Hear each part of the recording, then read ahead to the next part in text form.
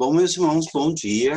Deus os abençoe nessa escola bíblica dominical, onde nós vamos estudar um assunto muito interessante.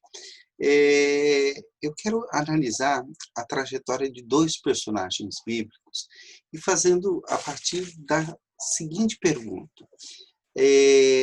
Será que nós estamos influenciando ou sendo influenciados? Será que nós estamos fazendo diferença ou será que nós estamos atrapalhando? Será que existe em nós um espírito de transformação que havia nos discípulos originais de Jesus? E para isso eu quero comparar a trajetória de dois personagens bíblicos que, por uma coincidência, né, uma coisa muito interessante, os dois fizeram o mesmo caminho, mas eles são extremamente diferentes entre eles. Então eu quero te convidar para que a gente possa, nessa manhã, estudar juntos esse assunto, que é um assunto muito interessante e que eu gostaria de compartilhar com vocês. Nós vamos ter uma palavra de oração nesse instante e vamos pedir ao Senhor que nos abençoe, que nos dê graça, que nos dê da sua presença. Vamos orar. Querido Deus, nós queremos te agradecer, ó Pai, pela oportunidade de estarmos aqui em Escola Bíblica Dominical, aprendendo e tendo, Senhor, a tua palavra como parâmetro para as nossas vidas. Que nós possamos aprender e fazer diferença, ó Senhor, na nossa vida, no nosso dia a dia, em tudo aquilo que o Senhor tem reservado para as nossas vidas. Quero te pedir que o Senhor nos abençoe ao estudar a tua palavra em nome de Jesus Cristo. Amém, Senhor. Amém.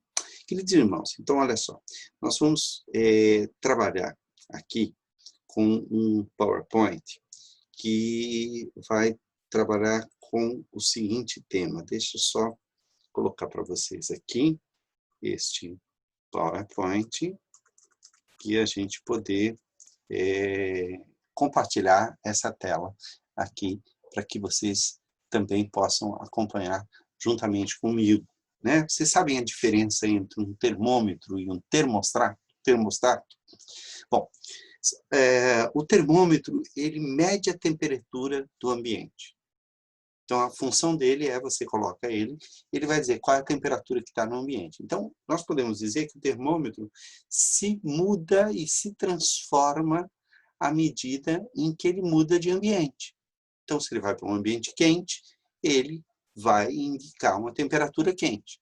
O mercúrio que está ali, ele vai subir, vai poder indicar qual é a temperatura que ele está.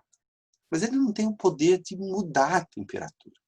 Já o termostato, ele está ligado num tipo de mecanismo que você diz ao termostato a temperatura que você quer. Então, você vai lá e diz, olha, eu quero 10 graus abaixo de zero. Ou eu quero 5 graus acima de zero. A diferença é que o termostato, ele tem mecanismos que fazem com que a temperatura se transforme. E o termômetro, ele só consegue se adequar à temperatura existente. Isso é uma ilustração para que o que aconteceu quando Paulo chegou na cidade de Tessalônica, lá no capítulo 17 do livro de Atos. Ele vai começar a pregar o evangelho e ele vai encontrar uma resistência muito grande por parte dos tessalonicenses. E há um grupo de pessoas, inclusive eles chegam a contratar pessoas da malandragem para perseguirem o apóstolo Paulo e os discípulos e criarem problemas para os discípulos. Pois bem, há uma frase que está ali. Agora, vamos lá. Isso tem a ver com o assunto que nós estamos falando. Por quê? Eu quero perguntar para você. Você está transtornando ou sendo um transtorno? Por que eu estou usando essa palavra transtornar? Tornar através da transformação. Um transtorno é aquilo que você não consegue ultrapassar.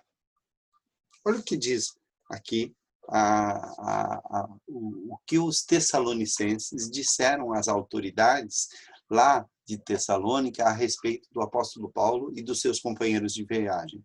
Estes que têm transtornado o mundo chegaram também aqui. Eles tinham ouvido falar que alguém estava transtornando o mundo. Transtornar seria no sentido de atrapalhar, mas é que estava atrapalhando o status quo, quer dizer, a maneira de ser, a maneira de viver daqueles que habitavam em Tessalônica, que eram inclusive judeus, né? Mas eles não queriam mudança no seu modo de vida. E Paulo vinha propor uma transformação, estava transformando as cidades onde ele chegava.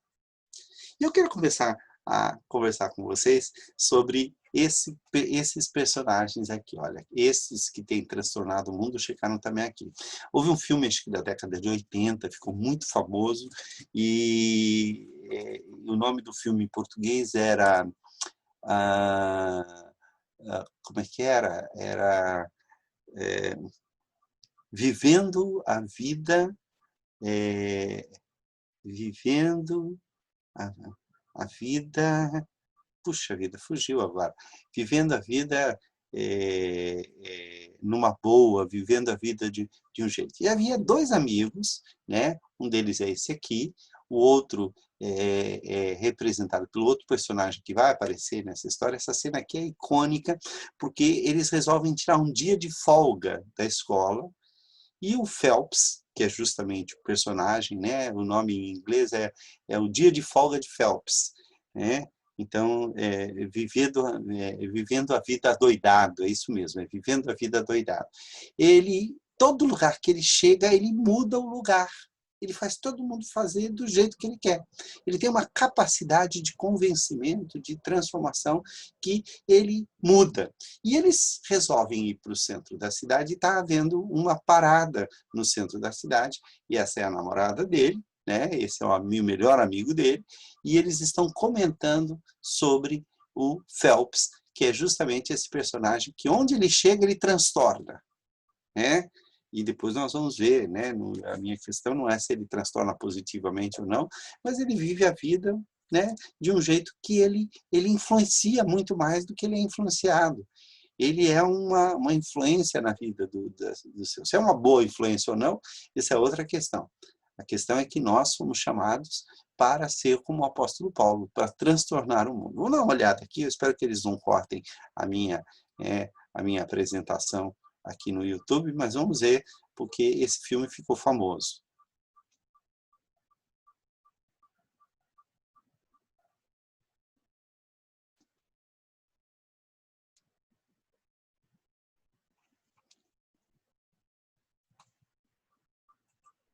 Pouquinho, deixa eu só ver uma coisa aqui, deixa eu só interromper por um minuto, perdão, porque eu estou na dúvida, eu esqueci de passar o som para vocês, então agora vamos lá, vamos passar o som para que vocês possam também ouvir o que ele está cantando. A menina pergunta, o que o Phelps vai fazer? Ele pega e sobe lá, está tendo um desfile, uma parada, né, com músicas tradicionais e tal, e ele entra na parada e muda tudo. Olha aqui, vamos voltar aqui então, desde o início.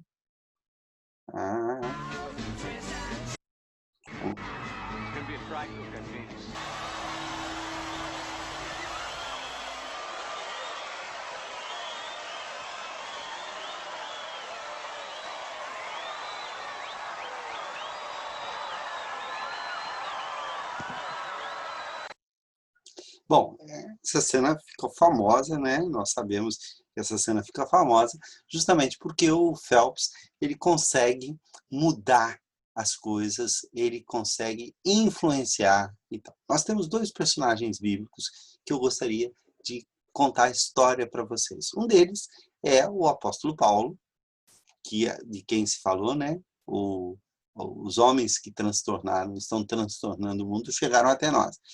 Nós temos um personagem do Antigo Testamento que poderia ter feito toda a diferença. Ele acabou fazendo, obrigado. O nome dele era Jonas, é o profeta que foi chamado por Deus. A gente conhece a história desses dois profetas, mas o que a gente não sabe é que, ou melhor, desse apóstolo e desse profeta, o que a gente às vezes não leva em consideração é que eles fizeram exatamente o mesmo caminho por ocasião o apóstolo Paulo tinha sido preso, e porque o julgamento dele estava demorando, ele apelou a César, então ele vai fazer um caminho de barco, né, pelo Mediterrâneo, que por coincidência era uma rota marítima que já tinha sido percorrida por um profeta que não estava preso, na verdade tinha sido chamado por Deus para fazer para ser profeta lá em Nínive e para admoestar o povo de Nínive, para salvar o povo de Nínive, mas ele, livre, sem estar preso, resolve fazer o mesmo caminho, porque para ele esse era um caminho de fuga. Enquanto que para o apóstolo Paulo, ele estava indo ao encontro do seu caminho. A gente conhece a história e isso mostra para mim a diferença entre transtornar, que é o que o apóstolo Paulo fazia, ele transformava as coisas, ele mudava as coisas, ele fazia diferença, ele era como um termostato, enquanto que Jonas era como um termômetro. Ele media a temperatura e se adequava à temperatura de cada um. Pois bem, ambos, então, nós sabemos que Jonas recebeu um chamado de Deus para ir para Nínive. Nínive, nesse mapa aqui, fica naquela direção aqui. E ele, ao invés de ir para Nínive, pregar em Nínive, e ele poderia fazer uma grande diferença lá em Nínive, porque ele poderia fazer com que o povo cruel mudasse o seu comportamento, que depois ia fazer diferença quando esse mesmo povo viesse sobre o povo de Israel, mas ele detestava esse povo. Então ele queria que esse povo fosse destruído por Deus. Então o que ele faz? Ele desce, no caso aqui, ele não vai para Cesareia, ele desce até a cidade de Jope, que fica mais ou menos, ou melhor, fica mais ou menos aqui embaixo, e de Jope ele pega um navio e ele faz mais ou menos esta mesma trajetória, porque esse navio não ia para a Itália, como no caso de Paulo, esse navio ia para Tarsis, que era lá na Espanha, lá de cá. Só que nesta região aqui, costuma haver uma tempestade no tempo do inverno, que é conhecida como euroaquilão. É uma espécie de vento que vem da Europa e que cria um certo furacão no mar Mediterrâneo e já é conhecido. Tanto é que é um furacão que até já tem o nome, porque acontece com certa constância. Nós conhecemos a história, né? O apóstolo Paulo vai fazer a mesma viagem, só que ele tinha sido preso em Jerusalém, fica em Cesareia. Em Cesareia, ele vai ser lá enrolado durante 2 anos, ele apela para César, então ele é confiado a um soldado, a um centurião. O centurião pega um barco aqui em Sidom, ok?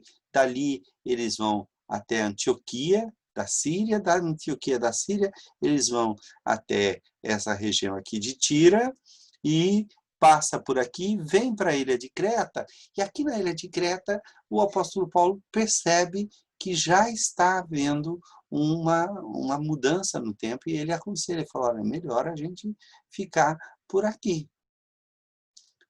Porque se a gente pegar aqui, pode haver alguma confusão. Mas não dão ouvidos ao apóstolo Paulo. E eles resolvem pegar essa mesma caminho que o profeta Jonas pegou, e nós conhecemos muito bem a história. No caso do profeta Jonas, um homem de Deus se transforma num transtorno para o navio. O profeta Jonas, ele vai descer fugindo de Deus até Jope. De Jope ele desce para o navio. No navio ele vai para o porão e no porão ele fica dormindo. E aí então ocorre uma tempestade de vento, que é justamente a tempestade que nós conhecemos, e ele então acaba sendo jogado no mar, porque ele estava transtornando o barco. Há muitos cristãos que seguem o caminho de Jonas. Olha, em Jonas 1, de 1 a 4, diz o seguinte, né? Veio a palavra do Senhor a Jonas, filho de Amitai, dizendo, dispõe-te, vai-te à grande cidade de Nínive e clama contra ela, porque a sua malícia subiu até mim. Jonas se dispôs, mas para fugir da presença do Senhor, para Tarsis. E tendo descido a Jope, notem que a trajetória de Jonas é marcada pela descida, né?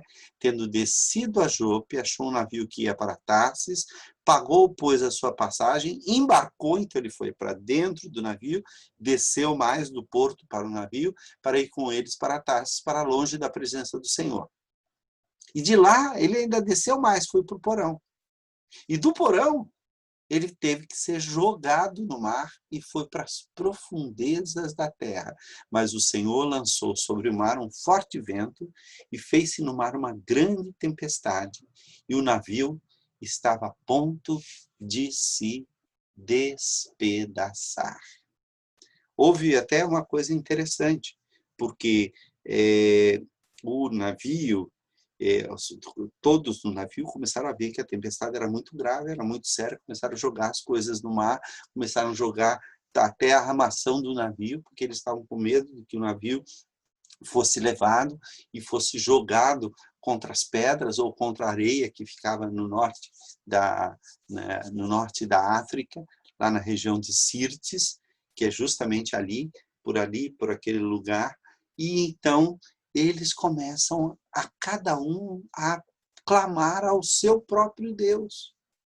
E a tempestade não parava, e a tempestade não parava. E o capitão do navio saiu andando pelo navio para ver se ele descobriu alguma coisa, e ele chega e descobre Jonas justamente lá no porão.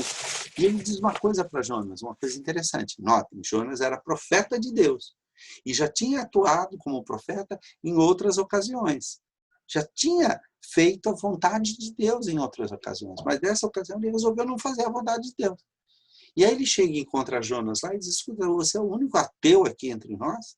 Você não tem Deus nenhum? Você não está vendo o apuro que nós estamos passando? Cada um dos homens lá em cima estão orando, estão pedindo, estão fazendo o que eles podem para pedir ao seu Deus. Vai lá, você também, peça ao seu Deus, de onde você é? Ele disse, eu sou de Israel. E aí o capitão ficou mais nervoso ainda, falou, de Israel, você está maluco, como é que você vai desafiar o Deus de Israel? O que você está fazendo de errado? Ele diz, de fato, sou eu a causa de estar acontecendo tudo isso.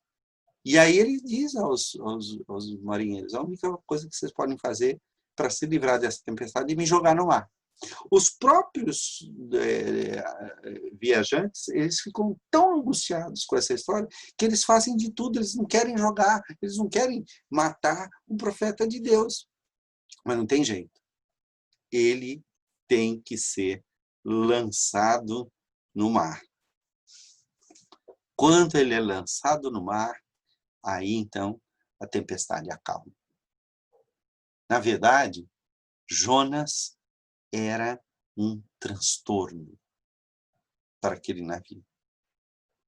O castigo de Deus estava vindo sobre os marinheiros por culpa de Jonas. Toda vez que um filho de Deus, ao invés de transtornar, no sentido de mudar, de tornar as coisas diferentes, toda vez que um filho de Deus é um transtorno, ele atrai sobre si maldição, e ele atrai maldição sobre aqueles que estão próximos. As pessoas precisam, nós fomos chamados para sermos abençoadores, e não transtorno, no sentido mal da palavra. Pode ser que nós nos tornemos um transtorno no sentido bom da palavra. As pessoas vão ter que fazer coisas corretas na nossa presença. Vão ter que se preocupar com as coisas de Deus, vão prestar atenção nas coisas de Deus por nossa causa. E aí sim, nós estamos transtornando o mundo e sendo termostato e não termômetro. Bom, o que aconteceu então com o apóstolo Paulo? O apóstolo Paulo, como eu disse, tinha sido preso. E foi, após a terceira viagem missionária, ele tinha levado uma oferta para Jerusalém, e lá já havia toda uma animosidade, porque aquilo que ele estava fazendo entre as nações estava chegando até Jerusalém, e os judeus especialmente estavam muito irados, extremamente irados com Jonas, com o apóstolo Paulo, e deram um jeito de prendê-lo. Queriam matá-lo, mas isso foi descoberto, a trama, e ele foi levado até Cesareia, onde ficava lá o rei, e que era o governador, ou alguma coisa assim, não era bem o rei. Ele ficou lá durante 2 anos, e ele viu que o caso dele, porque o governador queria receber talvez suborno da parte dele e tal, e ele não ia subornar ninguém, até que uma hora ele resolveu apelar para César, e César daquela época era Nero. Pois bem, ele vai fazer exatamente o mesmo caminho, eles vão passar pelo mesmo lugar. O que acontece ali? Olha, eles não somente passaram pelo mesmo lugar, como enfrentaram a mesma tempestade. Então, olha que interessante. A tempestade que para um é castigo, para outro pode ser bênção. Foi o que salvou o apóstolo Paulo de muitas circunstâncias e situações.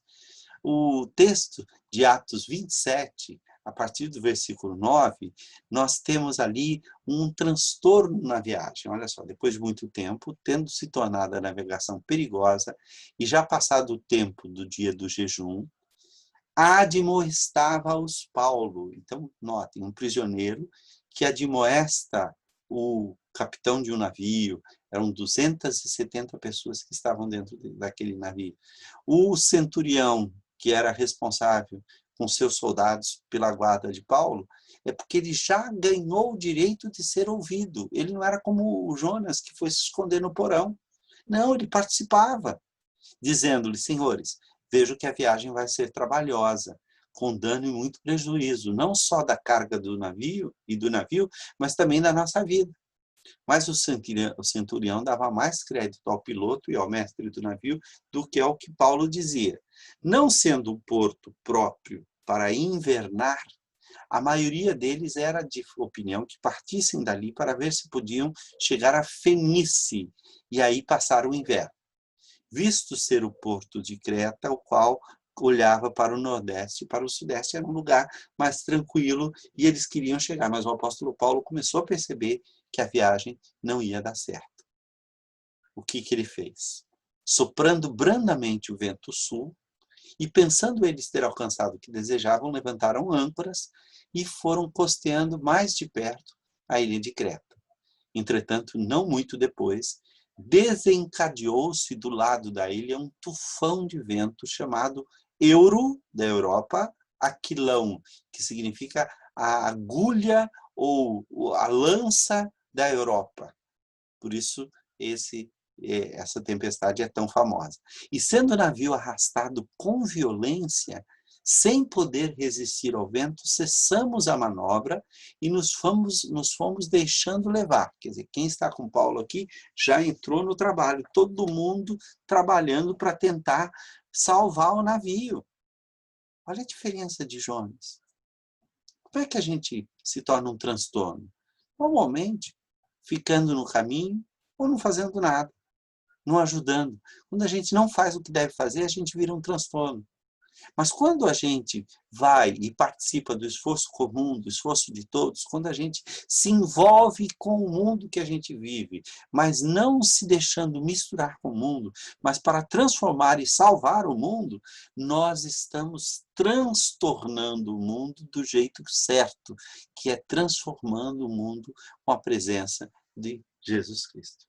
Há uma diferença marcante entre o apóstolo Paulo e o profeta Jonas. Jonas acabou cumprindo a sua missão.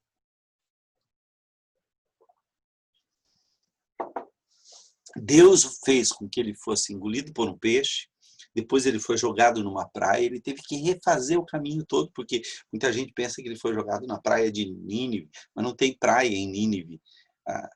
Um peixe que pegou Jonas no mar Mediterrâneo não vai dar a volta na África inteira para chegar lá e jogar ele no Golfo da Arábia, onde ele estava.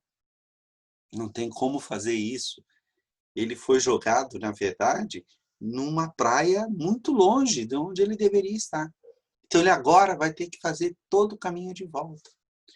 Quando você não faz o que é certo, quando você não está fazendo a vontade de Deus, você vai perder tempo. Você, além de andar na direção errada, vai ter que voltar toda aquela direção para se pôr na direção certa. Por isso, desviar-se do caminho é um grande problema. Porque o problema não é só desviar, é que você se desvia, mas você vai ter que voltar e fazer o mesmo caminho que você fez, só que agora de volta, que é muito mais difícil, que é muito mais complicado. Qual a diferença, então, que faz diferença? Olha só, o apóstolo Paulo e o profeta Jonas. O apóstolo Paulo tem consciência da sua missão. Ele sabe o que Deus quer que ele faça. Ele queria ir para Roma. Por quê? Ele já tinha prometido para os romanos, já tinha escrito uma carta para os romanos, dizendo, olha, quando eu for para Roma, eu quero que vocês me ajudem, porque eu quero evangelizar a Espanha. Só que ele foi preso. E o plano de Paulo de ir para a Espanha vai ficando para trás. Vai ficando para trás por quê? Porque ele está preso há 2 anos. E a situação dele não se resolve. Então, tá. Então ele vai e faz o seguinte, olha, eu sou cidadão romano, eu vou apelar a César. Ah, o César é o Nero vai matar você. Isso não importa. Mas pelo menos eu vou estar onde Deus quer que eu esteja. Porque os romanos ficaram de me mandar para a Espanha. Ele tinha consciência da missão. Jonas, não. Olha o que diz aqui. Paulo, Deus mesmo, Jesus aparece a ele. Paulo, não temas. É preciso que compareças perante César. Ele sabia ouvir a voz de Deus. É preciso, não tenha medo, Paulo. Ah, mas o navio vai afundar, o que eu faço? Estou perdido. Não, nada disso. É para Roma que eu vou, nem que seja preso. Nem que seja num navio que pode afundar no meio do caminho. Mas é lá que eu tenho que estar. Do resto, quem cuida é Deus. Jonas sabia onde devia estar, ele tinha que ir para Nínive, mas ele não tinha consciência da missão, ele queria fugir da missão. Toda vez que a gente quer fugir da missão, a gente vai cair e vai se transformar num transtorno. Olha aqui. Jonas se dispôs, mas para fugir da presença de Deus. Note, Jonas tem disposição para fugir. Paulo tem disposição para fazer a missão, para fazer o que Deus quer e o que Deus espera dele. Tem que saber fazer diferença. E essa é a grande diferença. Jonas, porém, havia descido ao porão e se deitado, e dormia profundamente.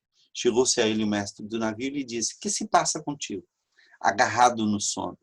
Levanta-te, invoca o teu Deus. Já Paulo, note bem, o que Jonas fez? Fugiu de todo mundo, foi lá, se escondeu, ninguém podia saber que ele era profeta, dormia profundamente. Mas Paulo, pondo-se em pé, quando ele viu que a coisa ficou feia no meio deles, viu que ninguém mais estava comendo, ele disse, senhores, na verdade era preciso terem me atendido e não partir de Creta, para evitar este dano e perda. Só que agora, olha o que ele vai dizer. Primeiro ele se põe em pé e ele se torna em conselheiro de todos aqueles que estão no navio. Jesus tinha dito que todos aqueles que estavam no navio iam ser salvos juntamente com o apóstolo Paulo.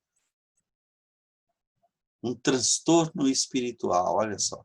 Quando você é alienado, todos se preocupavam, menos o profeta.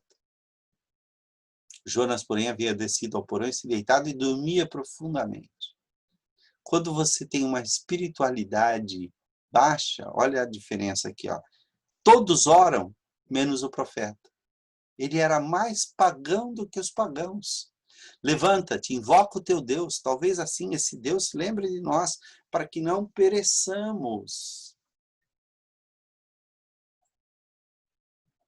Ele se transforma num transtorno, num problema.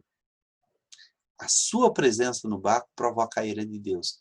E levantaram Jonas e o lançaram ao mar. E cessou o mar da sua fúria. Quem é um transtorno espiritual é descartável no plano de Deus. Maravilhoso é que Deus nos dá uma outra chance. Deus pode fazer esse trabalho com qualquer outra pessoa. Por que você que não quer fazer o trabalho? A Bíblia diz, inclusive Jesus diz, que se os discípulos se calarem, as pedras clamarão. Para que eu seja um transtornador, um termostato que determina a temperatura do lugar onde eu estou, eu tenho que ter sensatez e coragem. Tem que ter senso comum. Olha só, admoestava aos Paulo, dizendo: senhores, vejo que a viagem vai ser trabalhosa, com dano e muito prejuízo, não só da carga e do navio, mas também da nossa vida. Ele tinha senso comum. Ele estava debaixo da graça comum. Procurando os marinheiros fugir do navio e tendo arriado o bote do mar, a pretexto de que estavam para largar âncoras da proa, disse Paulo ao centurião e aos soldados: se estes não permanecerem a bordo, vós não podereis salvá-los. Ele sabia que ele ia ser salvo, mas ele avisou aos que estavam no barco e os soldados, disse: olha, nós precisamos desses homens, eles é que entendem de navio, eu não entendo. Vocês não confiaram neles? Agora, se eles forem embora e o navio começar a quebrar, e nós não vamos saber o que fazer. E os soldados impediram que os marinheiros saíssem do navio. E ele pegou e deu exemplo. Quando ele viu que estava todo mundo desanimado, ninguém queria comer, todo mundo, você imagina, a tempestade acabou com o navio.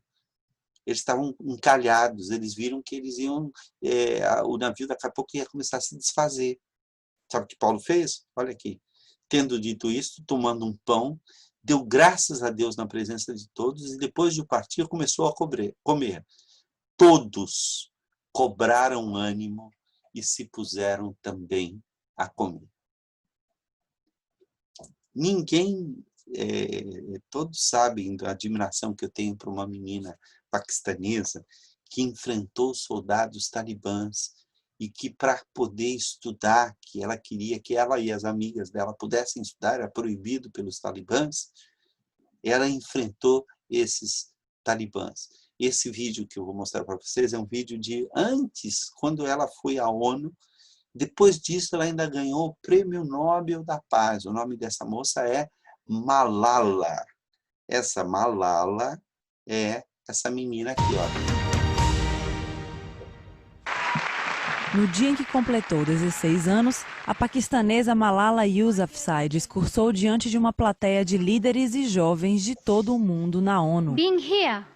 Estar entre pessoas tão honradas é um grande momento em minha vida, disse a adolescente. No norte do Paquistão, meninas têm voltado a frequentar escolas inspiradas pela jovem que sobreviveu a um atentado do Talibã.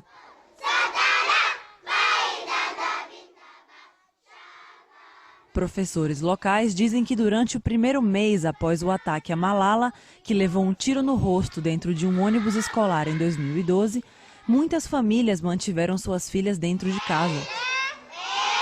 Mas desde então, as matrículas voltaram a crescer, inspiradas pela recuperação da jovem e por seu ativismo pela educação.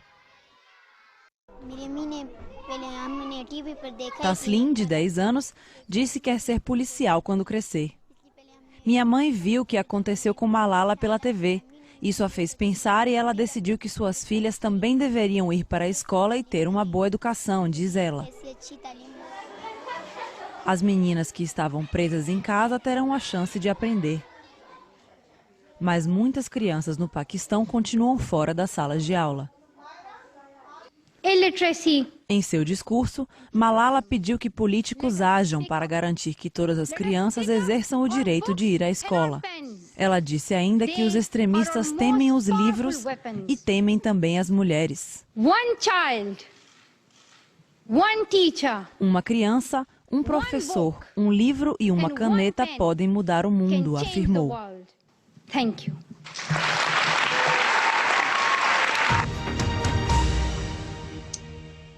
O segredo de transformar o mundo e ter consciência da missão que Deus lhe deu.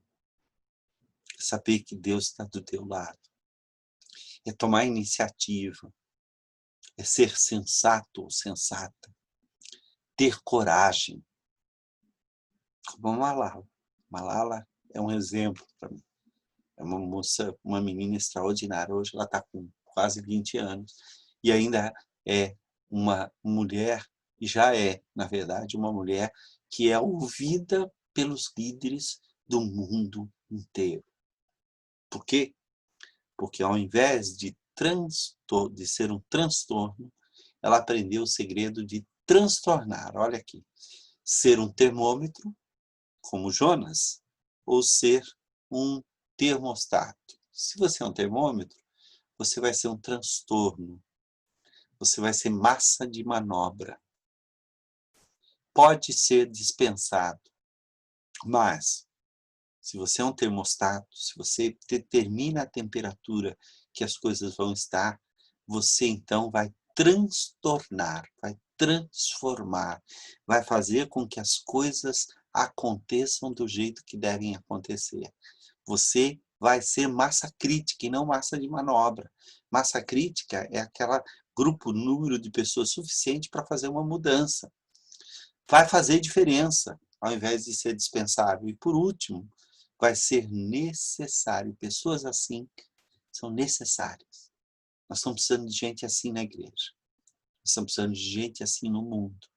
Nós estamos precisando de gente que vá e faça a diferença. Notem que o lado do termostato pesa mais do que o lado do termômetro. O termômetro é bom para saber qual é a temperatura. Você quer saber qual é a temperatura?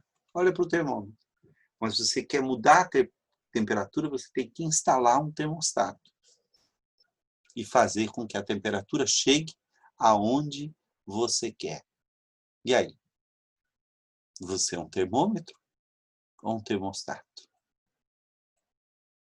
Que Deus abençoe a tua vida, que Deus lhe dê a capacidade de fazer aquilo que Deus tem para a tua vida.